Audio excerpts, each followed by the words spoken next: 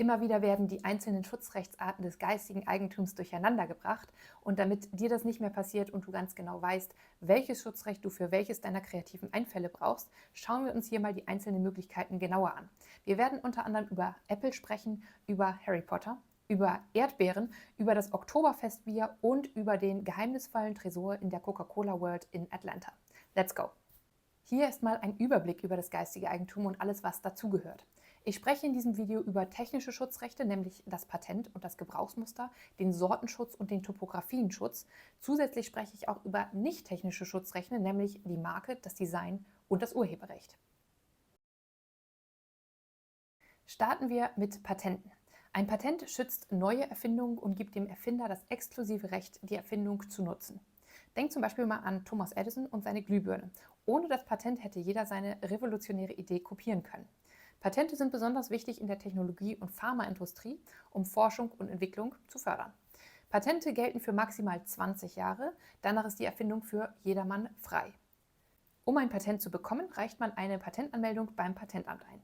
Diese durchläuft dann einen Prüfungsprozess und wird am Ende erteilt oder halt auch abgelehnt. Denkt da auch nochmal an Albert Einstein, der ja Patentprüfer beim Schweizer Patentamt war. Der hat genau solche Patentfähigkeitsprüfungen durchgeführt. Neben dem Patent kann man auch ein Gebrauchsmuster nutzen, um eine technische Erfindung zu schützen. Das Gebrauchsmuster wird auch manchmal als kleines Patent bezeichnet und läuft im Gegensatz zum Patent nur maximal 10 Jahre. Außerdem ist es nicht geprüft, sondern wird einfach ohne Prüfung in das Register eingetragen. Das macht es dann natürlich auch angreifbarer für Wettbewerber. Man sollte sich daher vorher gut schlau machen und schauen, ob ein Patent oder ein Gebrauchsmuster für einen persönlich sinnvoller ist. Ein Beispiel für einen Patentschutz findet man bei Apple. Geschützt ist da zum Beispiel eine bestimmte Technologie hinter dem Touchscreen, bestimmte Softwarefunktionen oder auch die Hardware-Konfiguration. Alles sowas ist technisch und kann mittels eines Patents oder eines Gebrauchsmusters geschützt werden. Als nächstes kommen wir zu den Marken. Eine Marke schützt Wörter, Logos oder Slogans und soll zur Identifikation von Produkten oder Dienstleistungen mit dem Unternehmen dienen. Eine Marke trägt also zum großen Teil zur Außendarstellung eines Unternehmens bei. Auch Apple hat hier natürlich wieder einen Schutz. Denkt mal an das Apple-Logo mit dem angebissenen Apfel oder an das Wort iPhone. Ein weiterer Fall ist der Slogan von Nike, Just Do It. Die Einträge aus dem Register habe ich dir mal rausgesucht und hier neben mir dargestellt. Markenschutz ist entscheidend für den Aufbau einer starken Marke und natürlich auch für die Kundenbindung. Eine Marke wird nach einer Prüfung ins Register eingetragen und läuft erst einmal 10 Jahre. Danach ist sie aber unbegrenzt verlängerbar. Und Achtung, an dieser Stelle oft höre ich, wir haben unsere Marke patentiert. An dieser Stelle weißt du jetzt bereits, dass da zwei Dinge miteinander vermischt werden. Das eine ist das Patent, ein technisches Schutzrecht, und das andere ist die Marke, die nicht technisch ist und zur Identifikation mit dem Unternehmen da ist. Es müsste also heißen, wir haben unsere Marke eingetragen oder wir haben unsere Erfindung patentiert. Designs. Designs werden auch Geschmacksmuster genannt und schützen das ästhetische Design von Gegenständen.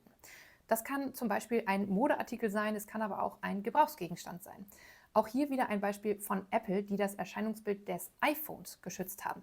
Da geht es um die charakteristische Form des Telefons mit zum Beispiel der Anordnung der Kamera und des Bildschirmdesigns. Ein weiteres bekanntes Beispiel ist das ziemlich ikonische Design der Coca-Cola-Flasche. Coca-Cola hat im Jahr 1915 einen Wettbewerb ausgeschrieben, um ein passendes Flaschendesign zu finden. Der Gewinner war dieses Design hier, was dann auch beim US Patent and Trademark Office angemeldet wurde. Das wurde aber nie so umgesetzt, weil der Sockel unten zu klein war und die Flasche immer wieder umgekippt ist. Designs bzw. Geschmacksmuster sind also entscheidend, um die visuelle Einzigartigkeit eines Produkts abzusichern. Das Design meldet man wie das Patent- und Gebrauchsmuster beim Patent- und Markenamt an und nach einer Prüfung wird es für 25 Jahre eingetragen. Was ist nun mit dem Urheberrecht? Das Urheberrecht gehört auch zum geistigen Eigentum. Dieses schützt Werke wie Bücher, Musik, Filme und Kunst. Es entsteht automatisch, wenn das Werk geschaffen wird. Man muss hier also nichts anmelden. Das Urheberrecht hat zudem eine recht lange Schutzdauer, nämlich bis 70 Jahre nach dem Tod des Urhebers. Denkt da zum Beispiel auch mal an Harry Potter, die Mona Lisa oder zum Beispiel auch Beethovens Sinfonien. Das Urheberrecht schützt also Kreative und ihre Schöpfungen. Anders als beim Patent, bei der Marke und beim Design ist es jedoch ein individuelles Schutzrecht, das nicht übertragbar ist. Patente, Marken und Designs kann man verkaufen und auf einen neuen Inhaber übertragen. Das geht beim Urheberrecht nicht. Der Urheber bleibt der Urheber und man kann nur Lizenzen für eine Nutzung vergeben. Jetzt werden wir etwas exotischer. Wir kommen nämlich zum Sortenschutz. Der Sortenschutz ist ein spezieller Schutz für Pflanzenzüchtung. Er ermöglicht Züchtern, exklusive Rechte an ihren neuen Pflanzensorten zu erhalten. Das soll also die Entwicklung neuer und verbesserter Pflanzensorten fördern. Da geht es unter anderem um Zierpflanzen, aber auch um Kartoffeln, Gräser und Obst. Ein Beispiel dafür sind diese Erdbeeren, die ich euch mal rausgesucht habe. Die heißen Calypso und in der Beschreibung wird auf verschiedene Merkmale eingegangen, wie zum Beispiel der Geschmack, der Wuchs und auch der Ertrag. Der Sortenschutz ist essentiell für die Landwirtschaft und auch für die Gartenbauindustrie und das Ganze wird koordiniert von dem Bundessortenamt, was seinen Hauptsitz in Hannover hat. Natürlich müssen die angemeldeten Sorten auch geprüft werden, um zu schauen, ob die Pflanzen wirklich die behaupteten Merkmale aufweisen. Deshalb gibt es im Bundessortenamt einen Garten, in dem die Pflanzen über mehrere Jahre angebaut und beobachtet werden.